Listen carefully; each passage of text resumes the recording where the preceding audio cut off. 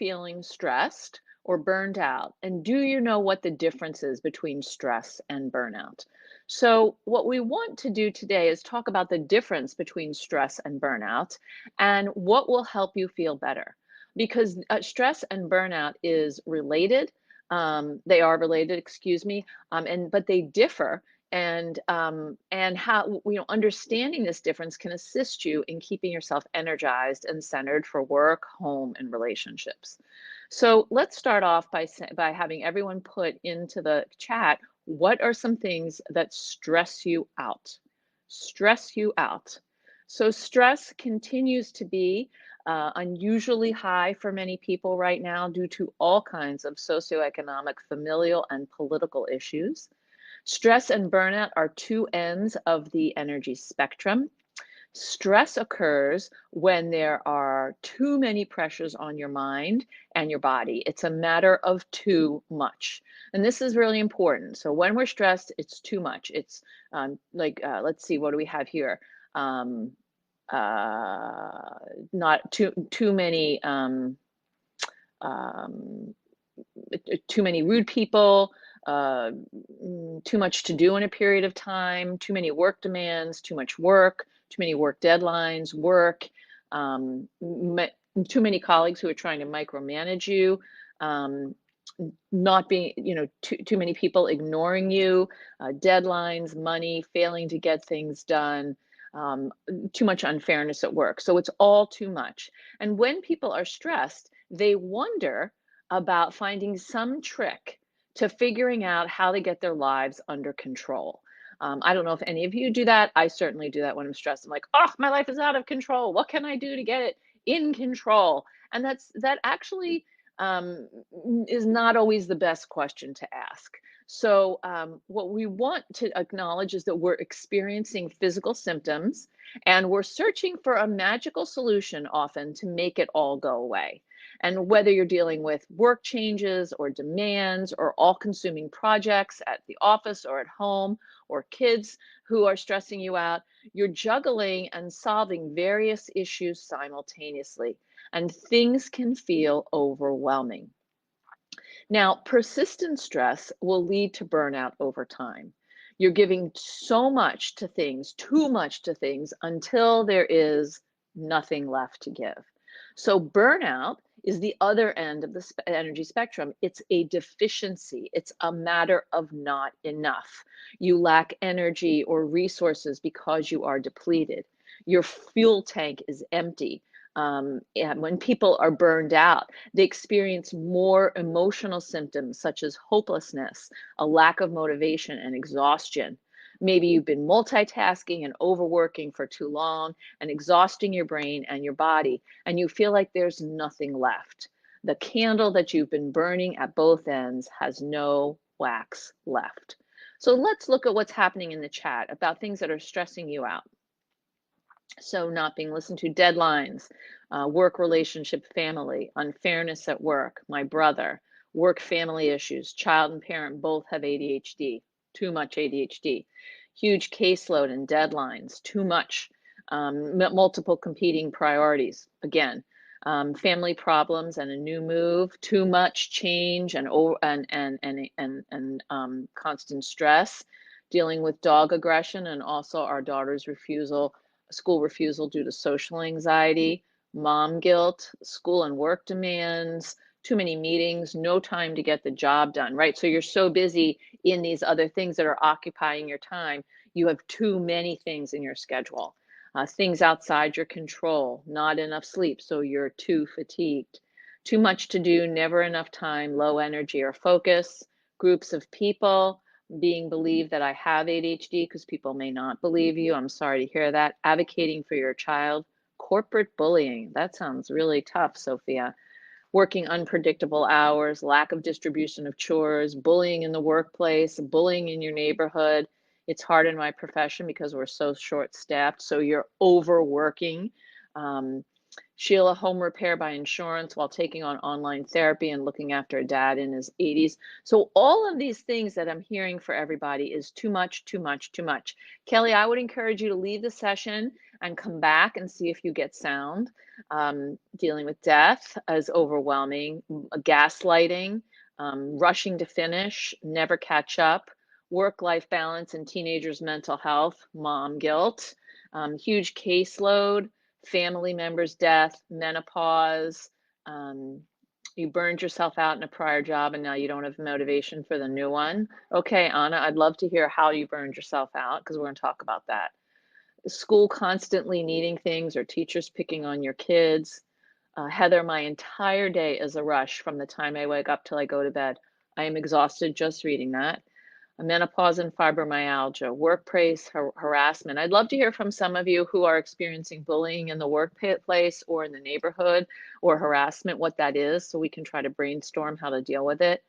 Okay, and I want to thank you, Alona, for your lovely wishes. That's very sweet. Okay, so we have persistent stress, which is too much of many things. And when we spend all our energy on all those things, we end up depleted. Our tank is empty, and that's when we're at burnout. So lowering stress and addressing a burnout also require different interventions. The key, of course, to lowering stress lies in reducing your commitments and slowing down stimulation, which you can't always be in charge of. And that's part of the problem. You know, if you're short-staffed at work and you're there and you're trying to do your job, you can't magically make more staff appear. You're just trying to perform and stay on top of things. Um, uh, and for some people with ADHD, these options of reducing commitments or saying no can be very unappealing and difficult to do. It's hard to say no. I know I struggle with this myself. I sometimes I want to try to be all things to all people, which I cannot do. And then I feel burnt out and overwhelmed, and I kind of want to just crawl under the covers. So what we want to really acknowledge is that the ADHD brain craves novelty and struggles with managing intense emotions. We know that. We've talked about that here a number of times. So it can be especially tough for you to do the activities that will assist you in managing stress, reducing overwhelm by pausing, giving yourself time before agreeing to do something, being able to say, thank you for asking. That's a really appealing invitation. Let me think about it for 24 hours and get back to you. So setting up routines for eating and sleeping, personal hygiene, doing the laundry, spending time with friends, all of these things can reduce the sense of drowning, which is an important aspect of stress. You're overwhelmed and you feel like you're just kind of doggy paddling to keep your head above water, and sometimes you're not. So the goal with stress is you want to decrease the too muchness in your life. And that is why picking one habit to change or one area where you're going to start the decrease will launch you towards making progress instead of aiming for changing 3 or 4 things. So for those of you who've said some things about bullying, I want to go back and look at this. Okay. All right.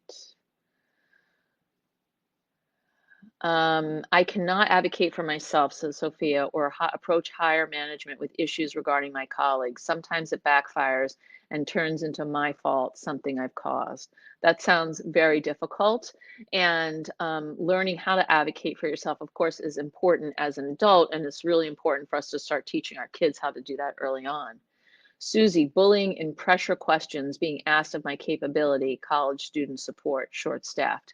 Right, so here's the thing, when people are stressed, and this is for kids, with parents, or for bosses, with employees, when they're stressed and they're at the too much level, they're going to try to offload their stress onto you. So I call this the import-export business. It happens with when kids are angry and they get angry at their parents, and then because they kind of unload their anger to their parents, and then their parents feel terrible and the kids feels better. And that's true with anxiety, but it's also true with stress. That when other people are stressed, if you have a partner who's stressed and walking around the house, stomping around and in a bad mood, like it's all oozing from their pores, you have to work really hard to put on your Teflon suit and not import whatever they're exporting.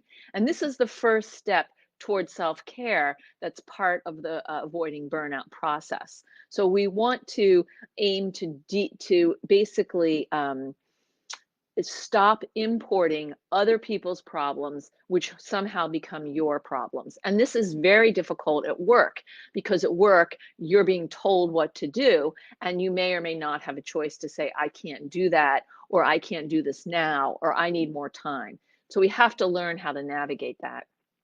Heather says, I live in the projects and a lot of bullies at my son and I. My son has problems making friends and then plays with them anyway. And I try to tell him he needs to stay away from them. Right. So it's very hard to stay away from people who are bullying you because they may be cool and they may be maybe the only local friends that you have. And so you're not sure what to do in that situation and you want to try to fix it. You think if you can only do one thing that's going to be right, you're going to convince them to actually be your friend. Um, let's see. Uh, Bullying, they pick on my mistakes and do make some on purpose, and they try to convince me that I'm overreacting or overinterpreting, stealing papers, not saying hi, making jokes about how planning is easy, etc. So that is actual bullying, French. It's also really inconsiderate and ignorant of what it's like to live with a neurodivergent brain. And so in work situations like this, it might be worth going to human resources and saying, I'm wondering if we could have a training on neurodiversity. I've done some trainings like this for companies, and I'm happy to do them because it's really important that people understand what it's like to be neurodivergent in a workplace. Um, let's see. Okay, people pleasing. Yes, that can be a problem. It's hard to sort of advocate for yourself when it means disappointing someone or walking around afraid that somebody's angry with you. Um, Lulu, I'm sorry you've been sick with COVID. I hope you're feeling better now. So let's talk a little bit about how do we recover from burnout. So we know that with stress, we have to decrease the too muchness in our lives. We have to look at, you know, the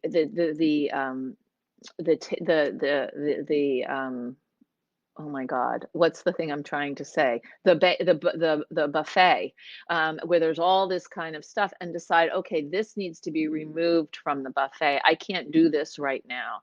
And last week I actually did this. Two different people asked me to be on their podcast, and another person asked me to write an article. And I thought about it, and I said, I can't do any more. And so I wrote to them very kindly and I said, I'd love to do this at another time. Please circle back in a few months. I'm sorry, but I'm just overcommitted at this point, or I'm fully committed. And it was hard to do, but I felt better afterwards. And I like that phrase, fully committed. I'm fully committed right now. Circle back with me in a month or 2 weeks. You know, I can't take any more. Because if you say I can't take any more, it sounds kind of like you're a victim. But if you say I'm fully committed and I don't have room for this now, can we circle back in a week or two when I may be able to integrate it? So recovering from burnout differs than recovering from stress because the issues relate more to feeling empty, overburdened, or unsatisfied. Isolation, shame, and self-criticism are common denominators for folks who experience burnout. Burnout is often the result of an imbalance in the work-life ratio in your life, which can include extracurricular activities, school or school life ratio of kids or for parents. So I'm curious, how could you set a limit on the imbalance of the work-life ratio in your life, or the imbalance of too many asks and too little time?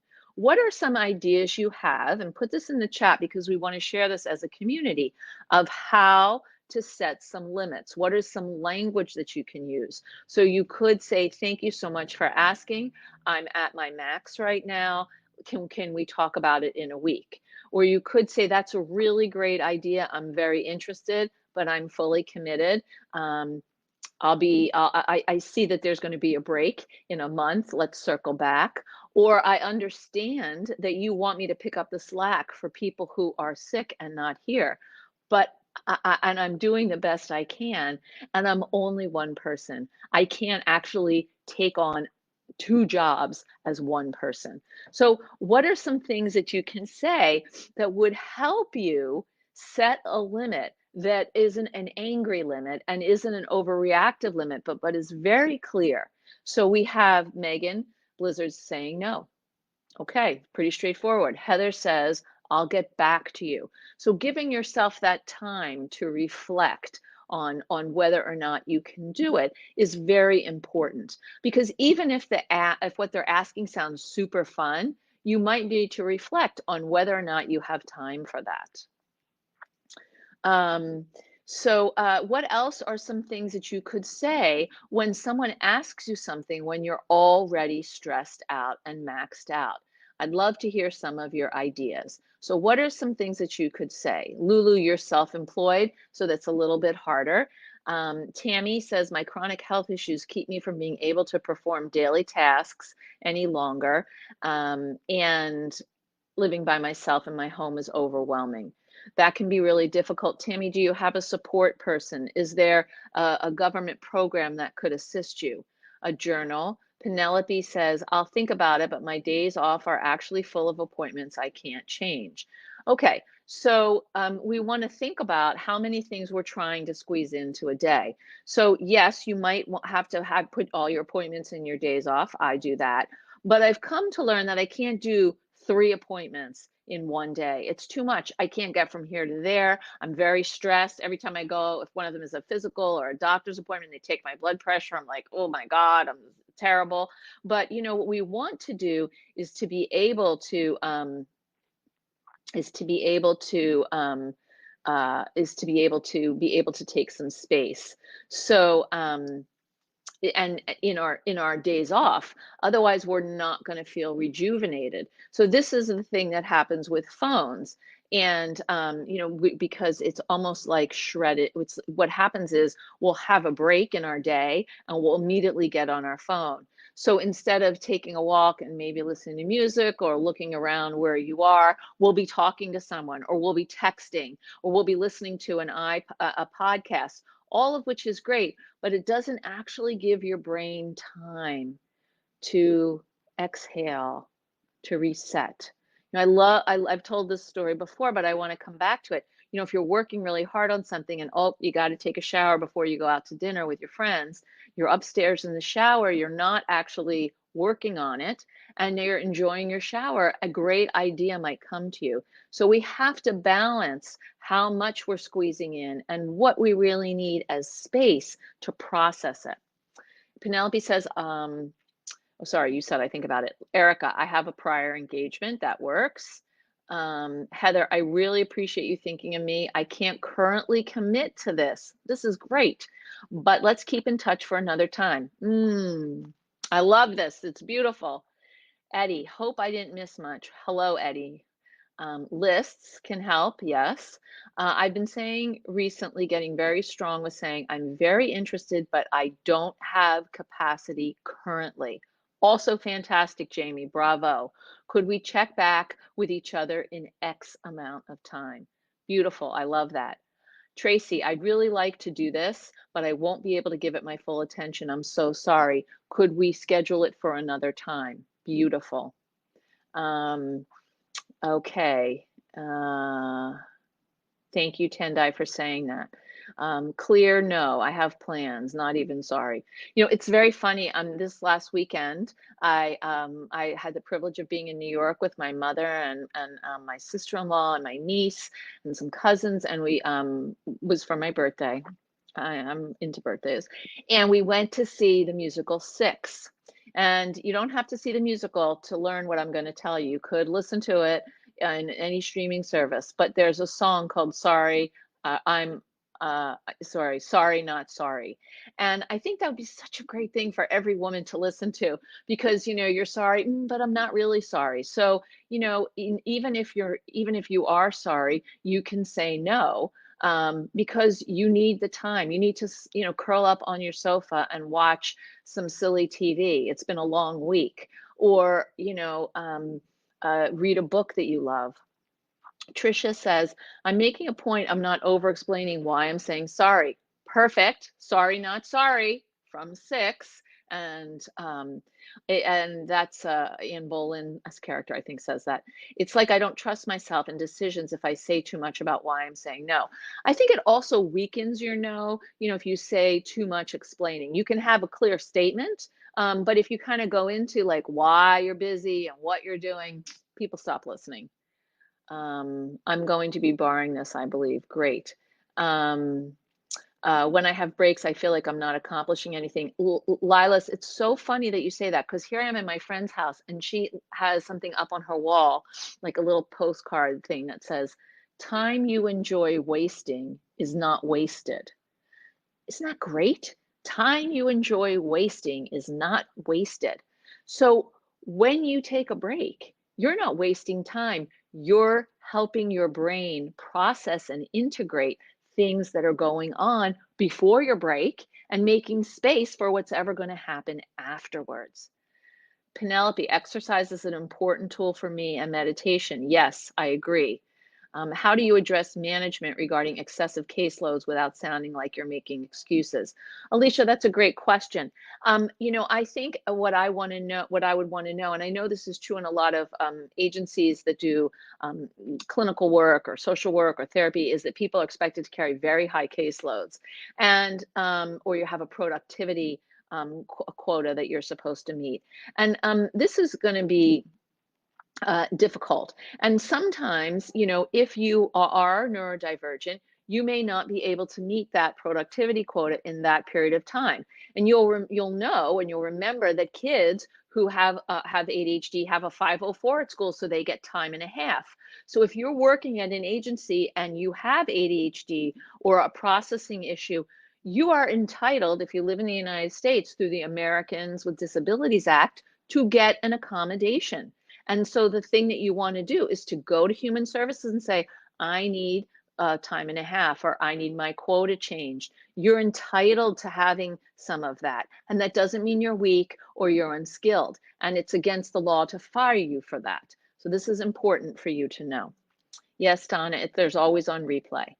I have to take off and work to literally get paperwork done. I'm sorry to hear that, Alicia. I hope you'll come back and watch the replay. Eddie, attain the flow and make it work the best way possible by automating as much as possible. Yes, Eddie, I talked about this before you joined. Routines are very useful. We don't want to be rigid about them, but knowing that you do this and then this and then this, and you can remember the flow and the steps helps you so you don't have to put pressure on yourself to try to recall what needs to be done and when it needs to be done. Yep, getting sleep is good. Jamie, I'm self-employed, so acknowledge that I have a lot more latitude to modulate my capacity and set boundaries. Yes, that is a privilege of being self-employed. I'd love to, but because I have to use my vacation leave, I will be doing this, this, and this. I won't be able to fully commit. Right. I love to, but I won't be able to fully commit. Nice. Nobody ever got rich by staying in their comfort zone. Get out of there. Thank you, Eddie. Janine, how would you address ways to reduce stress and burnout from the demands of your clients needing you constantly on the job? Limits. So what I think is helpful is to say, I'm with clients for these hours. I have a half hour here where I'm open to taking calls or being on call for you and those times. And if that time goes by, you can ask them to send you an email and you can review it. But you can't be what you're not. You can't make energy and time appear out of thin air. It just doesn't work and it doesn't happen. So if your clients need you more than you're actually able to be there for them, then they might need to be in a different organization that provides more round-the-clock services. I'm very clear with my clients about this, about the limits of my capabilities for availability, and how. Saying I'm sorry, saying you're sorry too much. Yes, so we often say we're sorry too much, particularly women who are neurodivergent. I'm sorry for this. I'm sorry for that. If you grew up perhaps with someone who was narcissistic or abusive, you would say you're sorry a lot because you've learned that things are always your fault as well. Yes, people over-explain. That can be common with ADHD. It can also be common because of shame. Um, Stay away from diminishing words when saying no. Absolutely, you don't want to put yourself down while you're saying no. You just want to say no, blah, blah, blah, blah, blah, and graciously. That's the thing that's important. We want to say no graciously. So there were several things in the comments, about how to say no. Thank you. I appreciate it. It's so kind of you to think of me, blah, blah, blah. Everyone needs and deserves breaks. Yes. Um, Thank you, Eddie. Okay. Make a decision. Sarah, I need to factor in processing and recovery time. That's true for so many of us, particularly people who, do a lot, have a high capacity, are interested in a lot of things in life. We may take a lot on. That's me. I always think I can do more in a given amount of time than is actually humanly possible. And I have learned as I've gotten older to factor in that I need some recovery time. I need to process. Today I personally have had a very busy day. I taught a seminar. I drove up to see the school, this special presentation at a school where I consult, and now I'm doing this. I'm going to need recovery this evening. I'm going to chill out and just be quiet, because it's been a busy day. So we want to think about that. Okay, Heather, you use up the answering machine. Paula, our society is taught to be always busy, but more than ever, we need to learn to take me time without feeling guilty or that we're wasting time, not achieving anything. Time you enjoy wasting is not wasted. Now, of course, that can be a little bit dangerous for people with ADHD because, oh, okay, then I can spend an hour on Instagram. Maybe not. Might want to set some limits around that. Donna, this is a group for adults. Well, this is attitudemag.com, and it's Facebook Live twice a month. One topic is usually related to adults living with ADHD, and one topic is usually related to parents of kids who may or may not be living with ADHD themselves, but whose kids have it. Oh, thank you, Alicia. I have to take personal time away from work and work while I'm off on my personal time. Right, because you can't get it all done or you're not getting enough break time. So we might want to think about, I can work for this long and then I need a short break and then I can do another chunk and then I need a longer break. We want to try when we think about things that we have to accomplish to assess how long something's actually going to take and whether it's an easy task that you'll move through quickly and enjoy, or it's a harder task or a medium task. And if so, do you want to start off with the harder thing and get it out of the way, or start easy and warm up and then tackle the hard thing? So let's talk a little bit about how to recover from burnout. So recovering from burnout differs because of these issues, and of feeling empty. And so what we want to think about in terms of recovering from feeling so depleted is are activities or people who make you happy, things that bring joy into your life, because we have to balance that emptiness, that sense that there's nothing left, with a sense of a spark of something that really lights you up. The key to recovering from and preventing burnout is active self-care and a healthy lifestyle. So there are a couple of tips that I have about how to reduce mental and emotional burnout at work and at home. And there are lots of comments here from you that I cannot possibly get to all of these. Brandy says, I'm self-employed, but clients do not understand time needed to complete tasks. So then your job is to explain it to them. because people have a deadline or an urgency, and they are exporting that urgency onto you, and they're not considering what it actually means for you to do the things that they're asking or how long it's going to take. So it's important in this case that you really can assess how long something's going to take, and then add a little bit to it so you can turn it in early and they're satisfied. um, Heather, if I don't get a certain thing done, I say tomorrow's another day. They want to fire you, but if you complain or not get the job, then there goes your performance review. So you don't want to complain. You want to basically approach these things either with an advocate or very clear, having educated yourself about what your rights are in the excuse me, the American with Disabilities Act here in this country. You don't want to be, oh, you don't want to whine or come off like this isn't fair. Instead, you want to say, here's what the law says, here's what I'm doing, and here's what I need. That to take the emotion out of it. Jamie, depending on the field you're in, this has been a way for me to model healthy boundaries and self care for my clients. I share appropriately about my needs, in part as a way to set healthy boundaries, but also to model for my clients. Yes, Jamie, I do that in these Facebook Lives. You may have noticed that. Um, ADHD is tough to manage, but it's possible, of course. Anna, what about being worried? Because if I said no, they could get me laid off at this time when people think reception is something. So I don't quite understand that question. But saying no, again, there are all kinds of ways of saying no. A lot of times people believe that saying no is absolutely not, under no circumstances.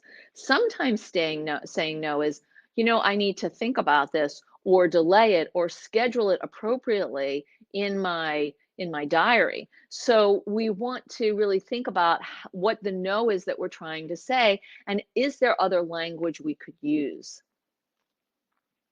Okay. Tina, my boss has no idea of this. I have no rights. How do I get them? I get it done by Friday or I get penalized. I'm very sorry to hear this, Tina. I think that it's really important for you to do a little bit of research. Go onto the site of the Americans with Disabilities Act, see what your rights are, check out what's been written in Attitude. Consider if you have looking at ADD.org, which is ADA, which is Adults with ADHD, or CHAD. These are organizations that have come together for people with ADHD and may be able to help you figure this out. Eddie says, I find sometimes it's not fast paced enough, doing something mindless along with the task. Thank you. Okay. Eddie, these are great tools and these are great and full of spectacular tools that help, but the stagnation is partly what makes us feel so burnt out. So I'm curious, when you say the stagnation, what you mean. The stagnation, is it the boredom of doing the same thing over and over? Is it the stagnation that your job isn't really exciting you? You're doing it because you need the money, but you don't really like it. What is stagnation? Because we can't change stagnation if we don't understand what it is and be able to offer an alternative. Kayla asks, what is a good way to say your needs? I have several disabilities and none of my jobs have ever known. I was always told never to put that on my application. So I'm not an attorney in any way, shape, or form, but I believe that you have rights, and I think that it would be good to consult with someone who knows how to talk about that. Who's not me, because I'm a psychologist, not a lawyer. But I think that maybe you don't want to put it on an application, but when do you disclose that you have you're a neurodivergent brain, or whatever it is? When do you disclose that in the process of your job application or being hired? And I think the question is a very good question, and I believe that there was an Attitude webinar recently that addressed it. But I really think it's worth doing a little bit of a deep dive into what your rights are and then how to communicate them. There you go. Thank you, Annie, for putting that up. I really appreciate that. Um, okay, so let's look at these tips to reduce mental and emotional burnout at work. So the first tip that I have for you is to reduce your isolation. By coming to this Facebook Live today, you are actually doing that. You're talking here with caring friends, partners, relatives, professionals who understand what it's like to live with ADHD and all of its friends. You may need to find people in your life, your face-to-face life, to talk to, because there is something different about being with someone in person who understands. And sometimes this can be tough to do because you're burned out, so you lack energy for connections. But most people who are burned out want support, and they need support. So they have to have that support to pivot into self-care. They have to have someone where they can bounce ideas off, brainstorm, and strategize. Two, incorporate something that brings you pleasure into your daily life. Someone mentioned meditation and exercise. Those are things that I do that really help me. But you need a reprieve from kind of the ins and outs of daily life that can be kind of boring. So what can you do that's not work oriented that fills up your bucket? Maybe you like to sing. Maybe you like to garden, maybe you like to cook or knit or craft, something that you enjoy that you can put into your life and schedule it on your calendar so that it's there for you. Or maybe you like to craft or bead, or one of my friends makes paper, and she has it on a table, so when she wants to do it or she needs a break, she puts that in at the end of her day. She comes home from work, she spends a little time, like an hour, doing that, and then she goes on to dinner, etc. Something that you enjoy, but don't put something there that you don't like doing, because if you put running, like I don't like running, even though it's good for you, then you're not going to do it. Um, Look at work differently. Reducing burnout means setting limits with what you do, how much time you spend on it, and how often you think or obsess about it. Who can assist you with figuring out how to set limits and what to say? Can you make a friend or two at work to increase camaraderie and support in the workplace? Someone who might walk with you for a half hour at lunch, somewhere where you can sit and say, hey, work on your project simultaneously in a different room to shake it up a little bit. This can reduce the drudgery, the monotony of an unfulfilling job. Plan for breaks. That not just during the day, but take a few days off or a longer vacation to recharge. If you have it and you haven't used your sick time or your vacation time and you've let it accumulate, use it. After all, you are feeling sick and tired, right? So perhaps shakes things up and maybe decide, I have 4 6 days that I haven't used, so I'm gonna and they're gonna run out or expire. So I'm gonna work a 4 day week for the next 4 weeks and have a longer weekend. That I think would help me really kind of shift and low and sort of um, relax a little bit more. Separate yourself from the environment, really fully. When you go home, try to go home. And finally, explore what contentment looks like for you. Your personal standard for sanity and success is yours. It can't be based on someone else's ideas of how to heal burnout, not mine or anybody else's. It has to be on what you know in your heart helps you reground, helps you feel centered, helps you put some water into that well inside of you. Okay. So reconsider some of your priorities, nurture a hobby, spend time outside, watch a favorite movie, hang out with caring friends. If you have kids and that's hard to do, you know what? Make Friday night pizza, movie, and popcorn night. And that's what you're going to do. So, if you have 3 kids, each week a different child can choose the movie and somebody can make popcorn or brownies or whatever. But try to create a scheduled time where you can refuel. Otherwise, you're going to continue to live in the cycle of too muchness of stress and then end up with not enoughness with burnout. So I see that there's a lot of things happening in the chat. And I just want to acknowledge this. You have to have it acknowledged at the interview, says Eddie. Some companies have disability accommodation forms after you're hired. Thank you, Eyes of Autism. My son has an IEP. Can adults get something similar? Not sure, but I think that they should have accommodations. I burnt out 5 years ago, and it took me 2 painful years to recover. I now set an alarm for when I need to stop working at the end of the day, especially when I work from home. Good for you. Eddie, our brains need the interaction and the social connection to continue to love themselves. It's so true. When you feel love from someone, hopefully you're feeling my caring and my love through the screen. And hopefully you have people in your life who can give that to you and give you that hug. FMLA is one of those things that you can use if you're feeling really stressed and burnt out to use. Healthy output for the emotions, morning walks. Let's see, there are similar job protections in the UK. Thank you, Lulu, for saying that. ACAS is a union. Anybody can consult for help. You don't need to be a member. Connecting with nature. And thank you. I appreciate that. So we are going to wrap up now.